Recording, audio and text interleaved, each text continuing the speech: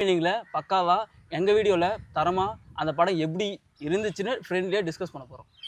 பேசியா பத்தி தான் பேசுவோம். பார்க்கலாமா? சொல்லுப்பா. என்ன சொல்றதுக்கு ஒன்றும் இல்லை ப்ரோ.